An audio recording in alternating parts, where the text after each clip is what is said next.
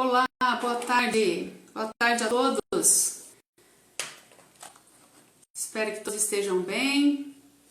Vamos para mais uma tarde de bate-papo, de conversa, de acrescentar o nosso conhecimento de vida, nosso conhecimento profissional, né, pessoal?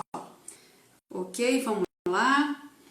Para quem não me conhece, eu sou a Patrícia Belchior de Oliveira Lacerda. Eu sou professora universitária há um bom tempo já, há mais de 10 anos, né? E estudo algumas questões relativas à educação, à gestão, algo assim, coisas que vão me intrigando, foram me intrigando ao longo da minha carreira profissional e que eu fui tentando desvendar aí a partir de cursos, de atuações nessas áreas, né? Sejam todos bem-vindos. Estou vendo pessoas aqui entrando. Olá, pessoal. Muito bom ter vocês aqui com a gente.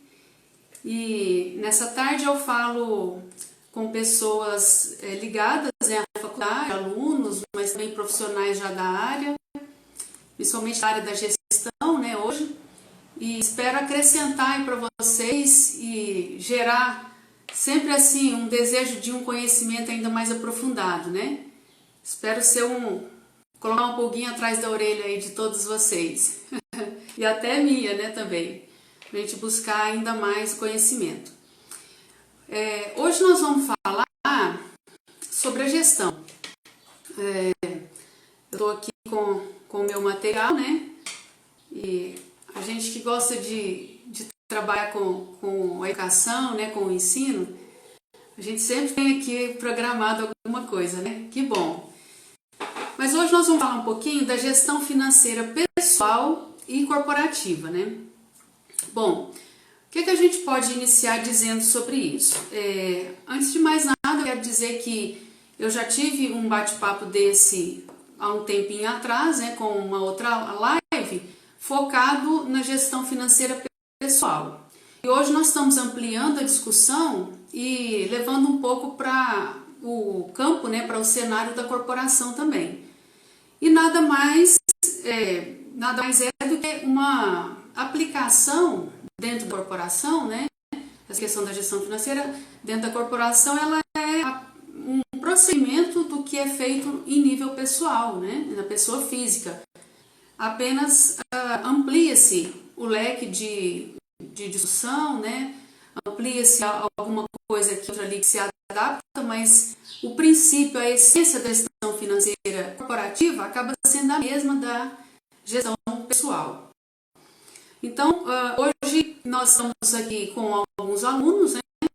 Os alunos vão depois assistir essa live, alguns colaboradores também da instituição. Então, estejam assim atentos à necessidade de aplicar esse conteúdo no ponto de vista prático, né? Eu vou trazer aqui daqui um pouco um convidado, ele já é um profissional da área há um tempo e nós vamos poder fazer perguntas, aplicar esse conteúdo, né? Mastigar esse conteúdo do ponto de vista prático, como que está sendo hoje no mercado de trabalho e na vida prática mesmo da pessoa física em relação à sua gestão financeira. Então, sempre eu digo, né? Leve esse conteúdo, leve a tudo aquilo que você aprende e estuda, tenta levar isso para o ponto, né, para o nível prático. Como você faria na prática? Esse é o segredo, né? Essa é a forma como o conteúdo será significativo para você, seja aluno, seja colaborador.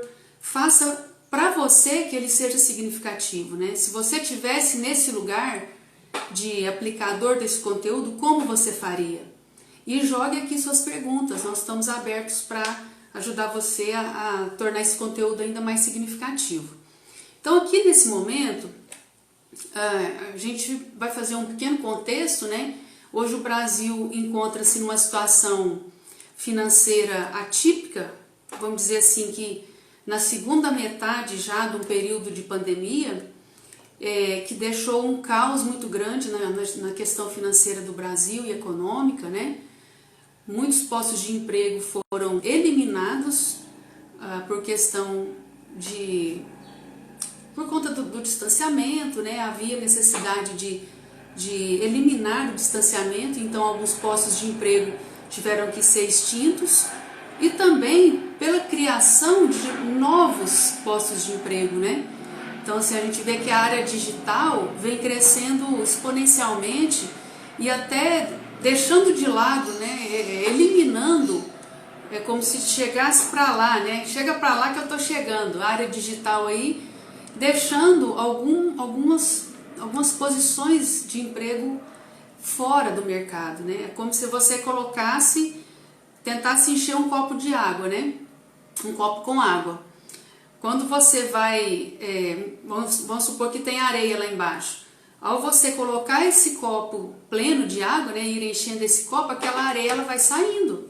Enfim, quando você ocupa um espaço com algo, o que já estava lá tem a tendência a sair, né? Então, assim é o contexto econômico que o Brasil se encontra hoje.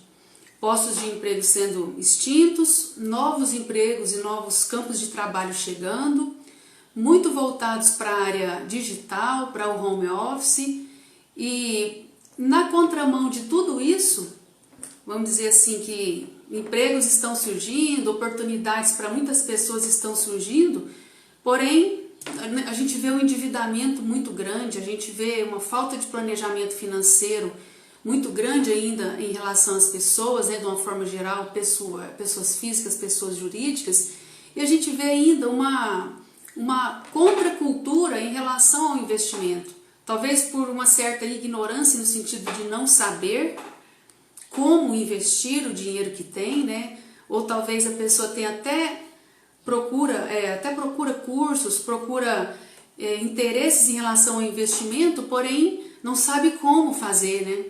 Dá a ideia, dá a impressão de que investir é para quem tem muito dinheiro. Poxa, mas e quem no final do mês pagou todas as suas contas, sobrou lá uma quantidade e não quer ficar com esse dinheiro debaixo do colchão? O que fazer? Né? Então hoje nós vamos tirar algumas dúvidas em relação não só ao planejamento financeiro, como também ao investimento financeiro e a eliminação ou a minimização do endividamento, abordando o aspecto da pessoa física, como também o aspecto da corporação, como que isso pode ser aplicado à corporação, né? Olá, pessoal que está chegando aí na live, boa tarde. No final, a gente vai abrir para algumas perguntas, papel e caneta na mão, vai anotando aí as suas ideias, as suas dúvidas, que nós vamos dar a oportunidade no final para você fazer a sua pergunta e ser respondido. Qualquer dúvida também pode deixar o recado nos nossos Instagrams, né? Eu vou deixar daqui a pouco escrito. E nesse momento eu vou chamar meu convidado, o Leonardo Goulart. Leonardo é mentor financeiro, atua também no ensino, né, como educador financeiro, e ele vai contribuir aqui com a gente nesse bate-papo bastante assim intrigante hoje a respeito da gestão financeira. A gente sabe que hoje o gestor financeiro ele não só apaga fogo, né, mas ele ajuda a não chegar ao ponto de um incêndio, entre aspas, né, mas através da educação, através do ensino ali, como que lida com as finanças, né? Todos nós, a partir das crianças, isso, quem tem criança aí que está na sala né, e tem filho, esteja muito atento, que nós vamos também abordar um pouquinho do aspecto da educação financeira, né? Que isso é muito importante nos dias de hoje. Se a gente quer um bom investidor, um bom planejador financeiro no futuro, nós temos que começar com as crianças, desde já, né? Então, ok? Leonardo, você já está na sala, estou te vendo aí. Eu já estou aceitando o Leonardo. Logo, logo ele está aí com a gente. Quem tiver pergunta, alguma coisa já quiser escrever enquanto ele entra. Tá aí o Leonardo. Ei, Léo. Tudo bem? Tudo bem. E você? Tudo Muito bom. trabalho. Boa tarde, pessoal. Boa tarde a todos. Obrigado aí pelo convite, pela oportunidade de participar. Sempre bem-vindo. Eu vou começar aqui. Léo, eu já fiz uma introdução, eu estou dizendo para o pessoal um pouco do nosso contexto econômico aqui no Brasil hoje, né?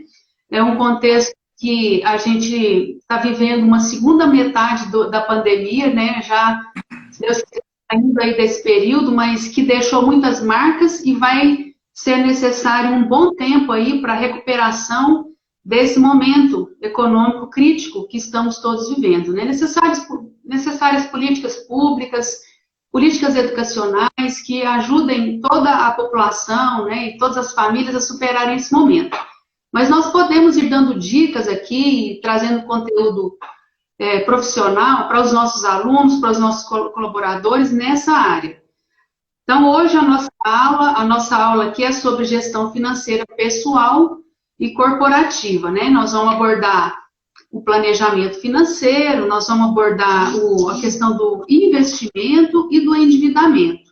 Desde já, obrigada pela sua presença, muito importante aqui, como uma pessoa da área, atuante no mercado há 30 anos, e eu quero que você se apresente um pouquinho, fale um pouquinho mais conosco sobre a sua trajetória e como você está vendo todo esse cenário, né? Você que já trabalha com a questão da gestão financeira, como é isso para você? Bom, boa tarde a todos, pessoal. Obrigado aí pelo convite.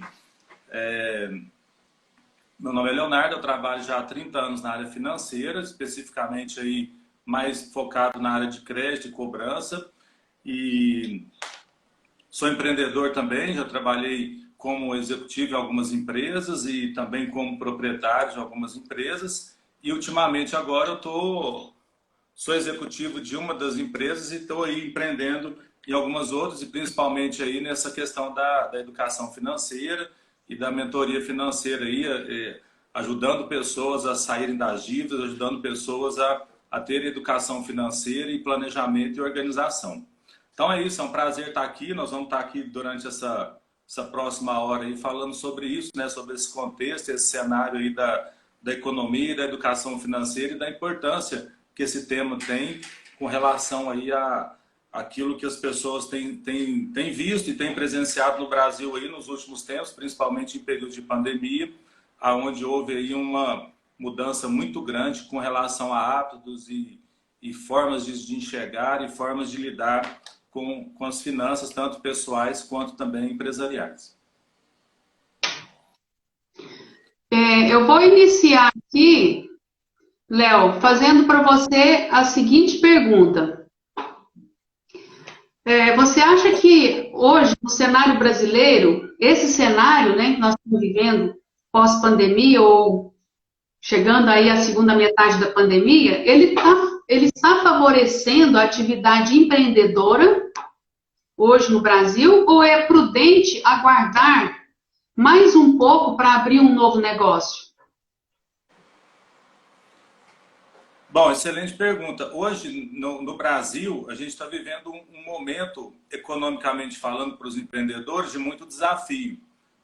E é muito importante que a gente entenda assim, o que está acontecendo no contexto e no cenário, até para que a gente possa, como empreendedores e como pessoas que querem trabalhar de uma maneira empreendedora e ter o seu próprio negócio, trabalhar de uma forma consistente, de uma forma onde que consiga ter sustentabilidade para o negócio, né? Então, nós estamos aí como você disse, aí numa segunda metade da pandemia, e a pandemia ela provou isso muito para nós, né? Que o empreendedor ele passou por situações muito novas nesse período agora, e essa situação nova ela trouxe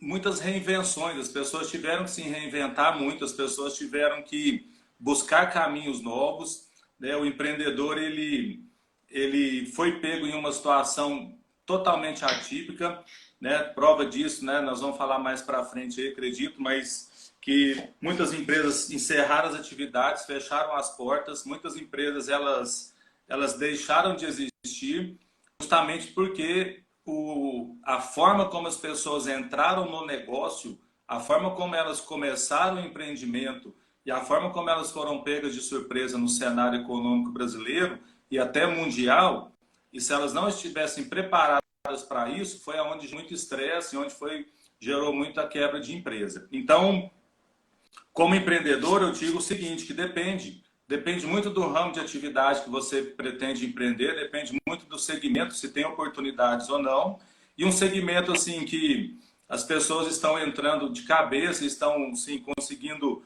de forma muito exponencial um crescimento e que a pandemia trouxe uma oportunidade muito grande é na questão digital. Então, hoje as pessoas, elas empreendem de forma digital, né? Eu até pergunto para umas pessoas assim, ó, imagina que você tem 100 mil reais para você investir num negócio. Você abriria uma loja na principal avenida da sua cidade ou você abriria um negócio no meio digital? Então, obviamente que eu, no caso, respondendo já a pergunta que eu faço para vocês aí, eu abriria no digital, né? Porque quando eu abro uma loja na avenida da minha cidade, o meu público que eu vou atender são pessoas que moram na minha cidade, pessoas que estão passando por ali, podem entrar na minha loja ou não. Quando eu abro um negócio no meio digital, eu abro as portas para o mundo. Então, a minha empresa ela está apta, ela está pronta para vender para o mundo. Então, os custos são mais baratos, né?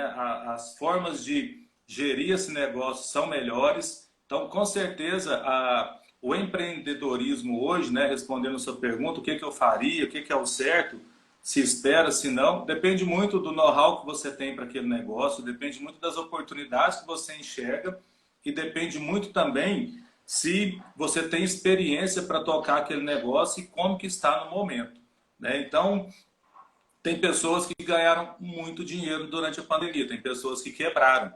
Então, a pandemia ela trouxe uma forma de lidar com o nosso dinheiro, tanto pessoal como profissional, de uma maneira muito diferente, né? Porque você imagina assim, quem era dono de lojas de comércio, pizzaria, restaurantes, loja de roupa, quem investiu pesado numa loja de shopping, por exemplo, do dia para a noite se viu na condição de ter que fechar a loja, baixar as portas e não poder vender mais. Tem uma pessoa que eu estava atendendo, uma empreendedora, que ela tem um quiosque de café no shopping. E ela falou assim, cara, na hora que eu baixei as portas aqui, eu não tinha mais opção a não ser ir para o digital. Então, eu comecei a vender meus produtos pelo Instagram, comecei a vender pelas redes sociais, divulgar.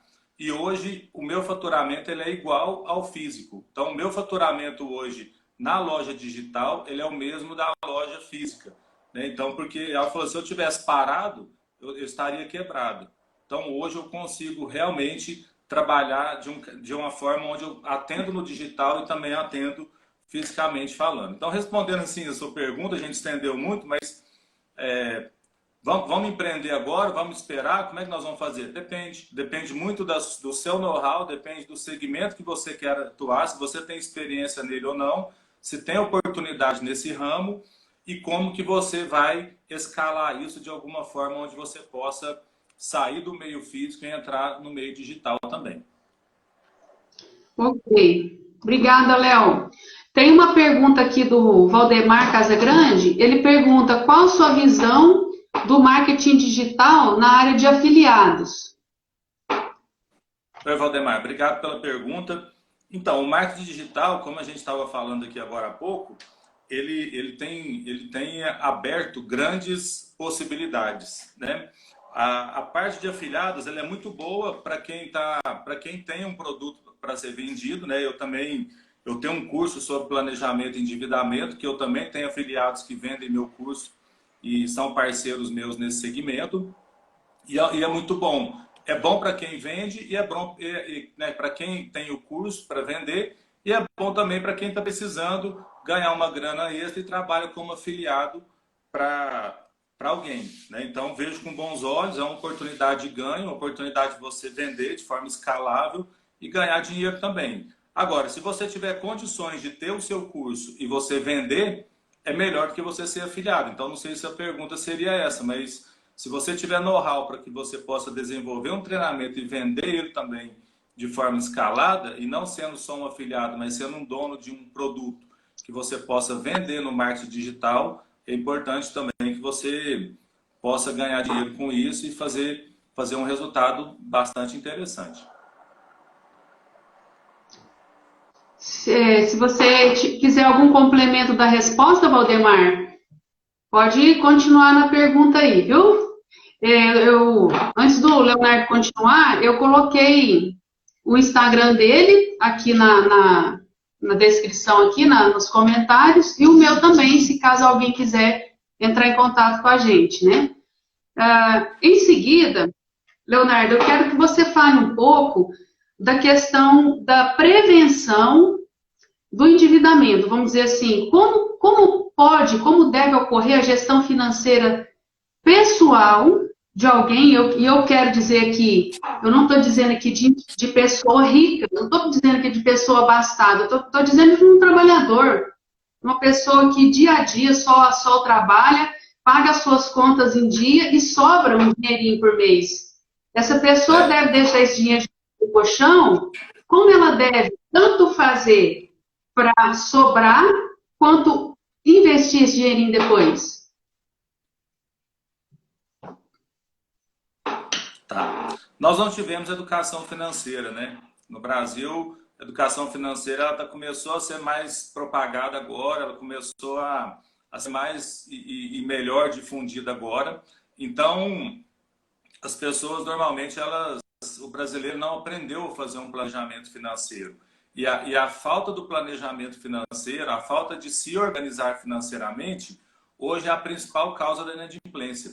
Então, quando nós pegamos hoje, quando a gente faz uma pesquisa, por exemplo, na empresa de cobrança, que a gente pergunta assim, qual é o principal motivo que te fez se tornar endividado, te fez se tornar um devedor? Quando a gente faz esse tipo de pesquisa, mais de 80% das pessoas falam que foi por conta do descontrole financeiro. E o descontrole financeiro, ele acontece pela falta do planejamento financeiro.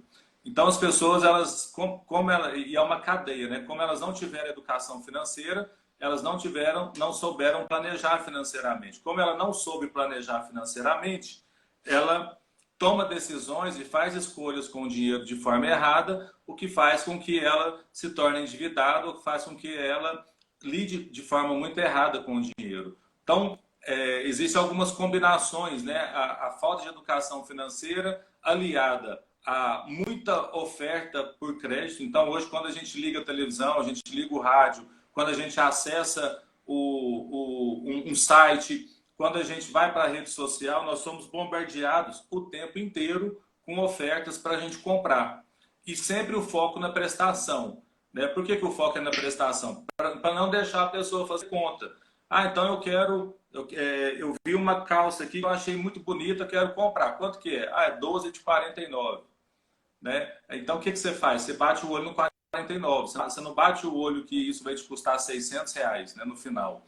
Então, muita oferta de crédito, juros muito altos também, né? Então é uma combinação muito grande. E outra coisa, muito acesso muito fácil ao crédito.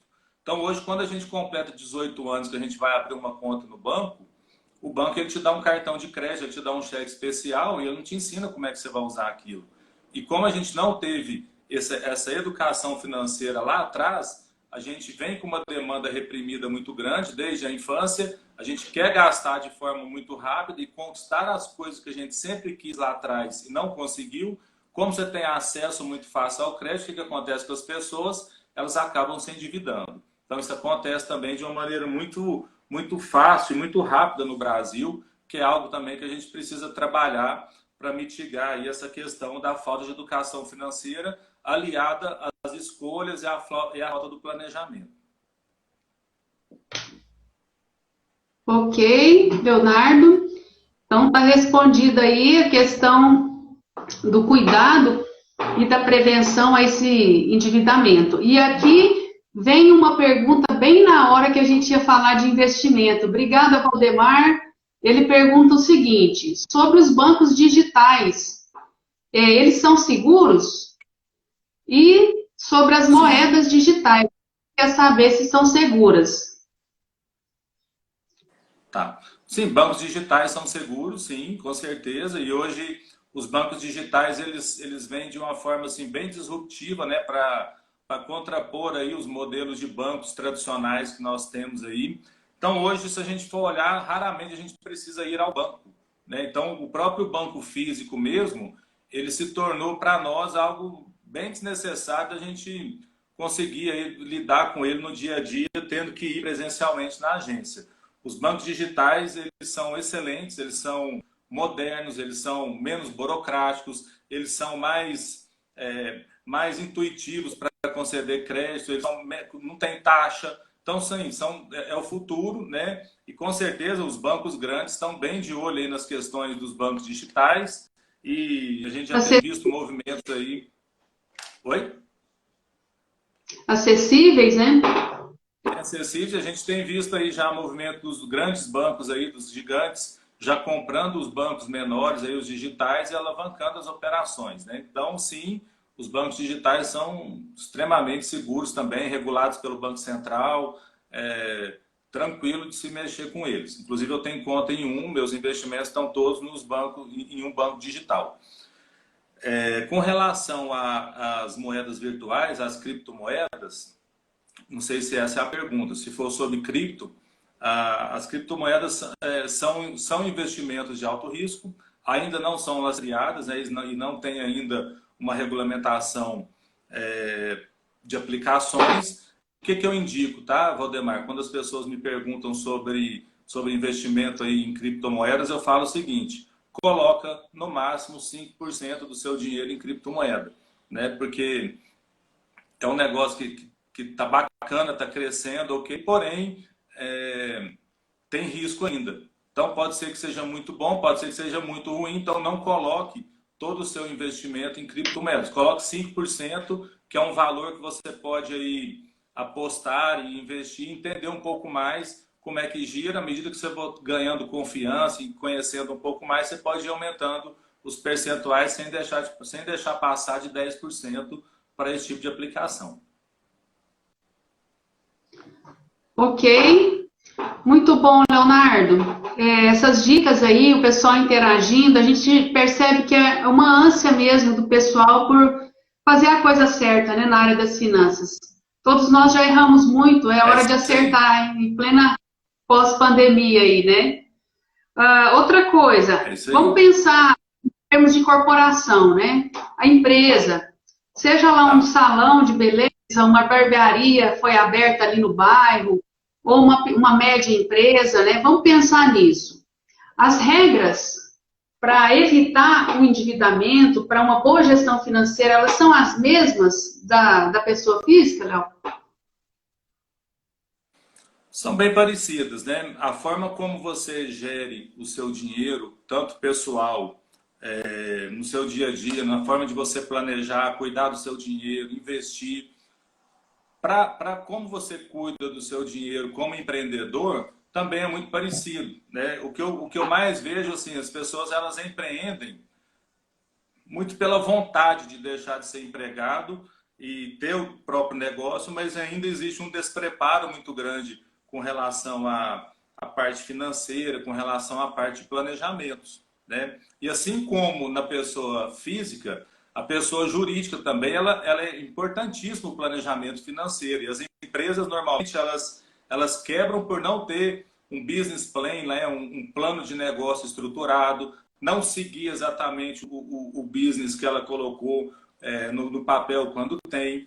Então, a falta de planejamento financeiro hoje, tanto na pessoa física quanto na pessoa jurídica, ela é extremamente danosa para o negócio ou para a pessoa, né? Eu ainda vejo empreendedores, pequenos empresários, como você citou aí, o dono do salão, o dono de algum negócio menor, ele mistura muito o dinheiro dele com o dinheiro da empresa. E isso não pode acontecer, né? Então, tem um aluno que eu estava atendendo, ele tem uma empresa e ele falou, cara, eu vou fechar um negócio que a minha empresa não está dando lucro. E aí a gente foi aprofundar um pouco mais na mentoria com ele, a gente foi aprofundar na consultoria. Ele misturava o dinheiro dele, as contas pessoais dele com as da empresa. Então a empresa pagava o aluguel dele, a empresa pagava o combustível do carro, o restaurante e tudo. E aí o que acontecia? Ele misturava as contas dele com as contas da empresa. Então, para o empreendedor, para o microempresário, é muito importante que seja separado isso, Então, você como empreendedor, como empresário, você tem que ter a sua retirada mensal, né? Que seja 5 mil, 10 mil, 15 mil, mas que as suas despesas pessoais não se misturem com as despesas da empresa e que não confunda o seu dinheiro com o dinheiro da empresa. E aí, quando nós fomos fazer a separação daquilo que era dele e daquilo que era o dinheiro da empresa, a empresa dele mostrou claramente que dava lucro. O que estava sangrando a empresa dele eram exatamente as contas pessoais que ele tinha. Então, assim, é extremamente importante que o microempresário, o empreendedor, ele entenda de gestão de negócio, entenda de gestão financeira, não misture o dinheiro dele com o dinheiro da empresa, para que ele não possa quebrar a empresa dele por questões pessoais. Então, se ele é muito gastador e por ser muito gastador, descontrolado, joga esse onera a empresa dele, joga esse ônus da despesa para a empresa dele, o que pode acontecer? A empresa dele vai quebrar e ele vai continuar sendo uma pessoa descontrolada financeiramente. Então, a primeira coisa, você quer ter um negócio, separe o seu dinheiro do dinheiro da sua empresa. Sua empresa é uma coisa, seu dinheiro é outra. Lá na frente, se a sua empresa, né, se você faz sua retirada, imagina o seguinte, que a sua empresa tem um lucro de 20 mil todo mês. Você retira 10 e deixa 10 mil no caixa da sua empresa. O que vai acontecer? No final do ano você vai ter um caixa ali de 80 mil, 90 mil, 100 mil. Aí você pode, como dono da empresa, fazer uma retirada maior, se for o caso, né? E reinvestir o resto na sua empresa. Sua empresa vai precisar comprar mais estoque, vai precisar investir em estrutura, em equipes. Então, esse dinheiro é importante que ele gire a favor da empresa e não a favor do dono da empresa. Tá? Excelente dica, Léo. A gente ainda falando sobre investimento, por exemplo, nossos alunos aqui, né, com a gente aqui, pessoas que estão entrando no mercado de trabalho agora, sobrou lá R$100 no mês. O que fazer com esses R$100?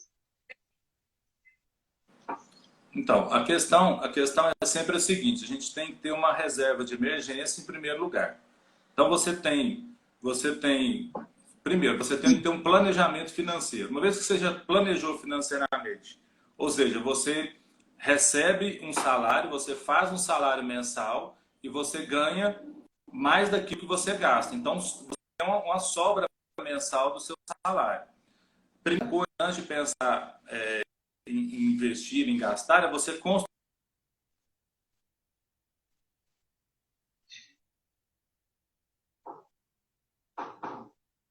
custo de vida mensal.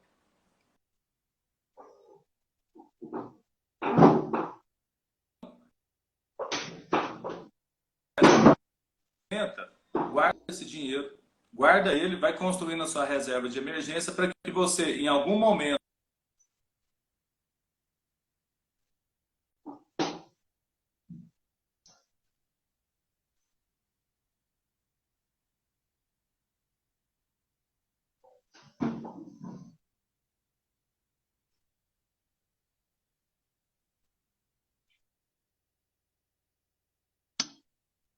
todo o dinheiro que sobrar, você consegue guardá-lo como uma reserva de emergência. Antes de fazer isso. Depois pensar nos investimentos mesmo.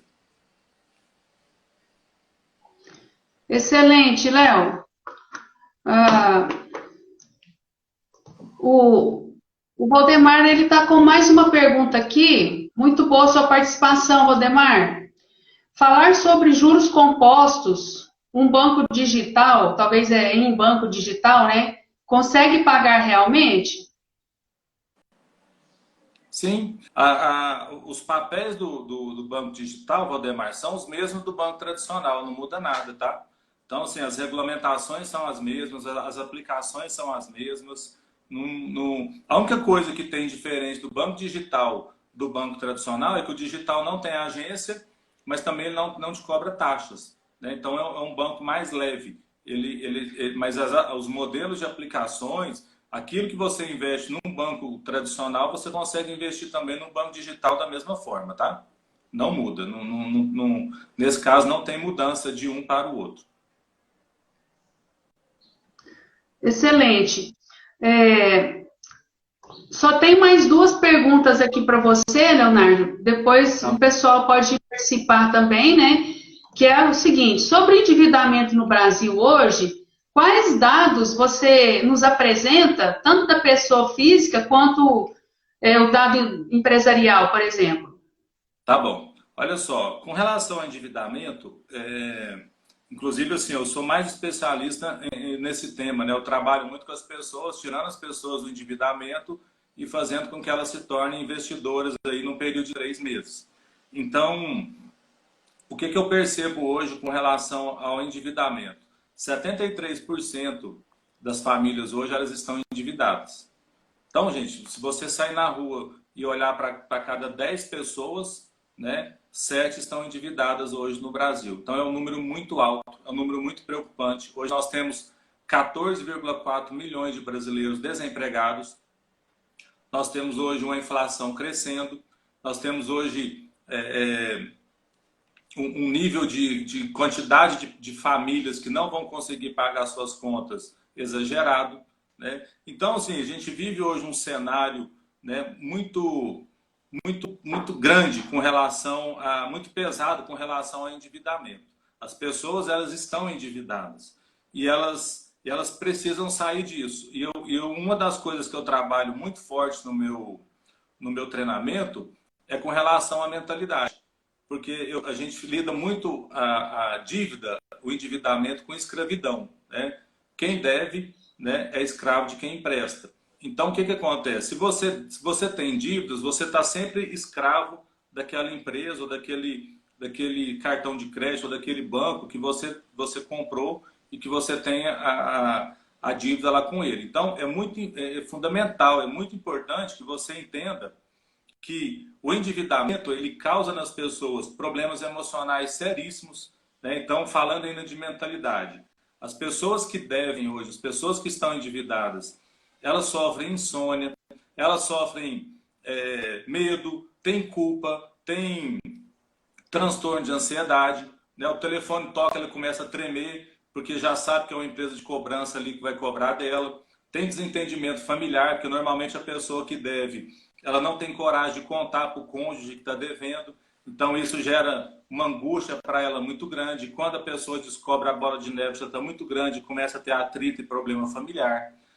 Então, o endividado pode chegar à depressão e, na pior das hipóteses, pode chegar inclusive ao suicídio. Então, é um tema muito sério, né? O emocional ele é totalmente abalado. Então, quando a gente trabalha o endividado para que ele consiga sair das dívidas, a primeira questão que precisa ser tratada é a questão mentalidade. Por quê? Porque se você não resolver a sua dívida, você vai fazer uma outra quando você pagar. Porque o problema nunca é a dívida, o problema é a sua mentalidade, é a sua forma de lidar com o dinheiro. Uma vez que você resolveu essa mentalidade, essa forma de lidar com o dinheiro, você corrige a sua vida financeira, aí você pode planejar, você vai ter mais efetividade no seu planejamento e você pode pensar num futuro melhor aí para suas finanças. Então, assim, os dados são enormes. Por quê? Porque, de novo, o Brasil, por não ter educação financeira, não se planejou, a pandemia chegou e pegou muita gente aí de calças curtas, né, vamos chamar assim, pegou muita gente de surpresa e atrapalhou muito a questão das finanças pessoais, tanto das pessoas quanto das empresas. Então, a falta de planejamento hoje é algo que a gente precisa atuar muito forte para que a gente ensine as pessoas a se organizarem, se planejarem financeiramente, para que elas possam sair das dívidas e não voltarem mais a serem devedores, serem inadimplentes. Leonardo, não é uma questão de sete cabeças, um bicho de sete cabeças, né? É bem possível um planejamento simples, tranquilo e que vai corrigir a vida financeira, seja da pessoa, seja da empresa, né? A gente tem vários profissionais aí hoje no mercado que atuam nessa área, então a gente incentiva, né? Procure ajuda profissional se você sentir necessidade. Lá você vai encontrar aquilo que você precisa, né? E assim, para fechar, eu quero perguntar. Ah, sim, tá. A questão do planejamento financeiro, ela é muito importante, por quê? Porque ela traz clareza para as pessoas. Porque se você tem uma vida financeira onde você não tem clareza do que está acontecendo com a sua vida financeira, o que vai acontecer? Você vai começar a ter gastos, despesas, vai utilizar o seu dinheiro de forma incorreta e você sempre vai terminar de forma errada. Então existe um processo, existe um planejamento para que você tenha maneiras de se lidar com o dinheiro. Não é simplesmente gastar menos do que ganha. Isso aí é o ABC, né? Esse é o beabá da finança, mas não é isso. Você também precisa aprender a se planejar e também precisa aprender a fazer os investimentos e a ter uma realização financeira com foco na prosperidade. Então não é simplesmente cortar o cafezinho que vai te deixar rico ou não, cortar a água, isso aí é importante que seja feito, mas não é isso que vai te deixar mais rico ou mais pobre. É você entender de forma muito estruturada como lidar com o seu dinheiro para que você possa, sim, se tornar próspero financeiramente. Ok. E uma última pergunta, Léo. Qual o maior legado que você acha que a pandemia deixou ou deixa, né, ainda para os empreendedores brasileiros? Lembrando dos pequenos empreendedores, principalmente, né, que é a maioria do Brasil hoje. Se nós andarmos hoje no centro das nossas cidades, nós vamos ver que muitas lojas estão fechadas. Quebraram, faliram. Se a gente for passear no shopping, nós vamos ver que muitas lojas de shopping também fecharam, encerraram as atividades. Se nós formos ver os números, né, do SPC, do Serasa, como eu disse para vocês hoje, 73% das pessoas hoje são devedoras.